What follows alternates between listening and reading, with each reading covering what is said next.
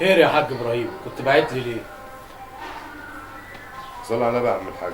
عليه الصلاة والسلام. عاجبك اللي اخويا حسين عمله دوت؟ خير، عمل ايه؟ الميراث بتاع ابويا مش مديني حق فيه. لا اله الا الله، لا اله الا الله، ليه كده بس؟ مش عارف. وده كلام يعني؟ ما لازم يمشي بشرع الله. ده مش عايز يمشي ولا بشرع الله ولا بأي حاجة خالص، هو عايز يمشي من دماغه. طب وبعدين يا اخويا، هي دي الدنيا متفاتة. نمشي بشرع الله عشان ربنا هيحاسبنا بعد كده عن كل حاجة بنعملها في الدنيا. هيمشي بشرع الله ازاي يا عم الشيخ وهو ماشي غلط هو وولاده؟ خلاص سيب لي الموضوع وربنا.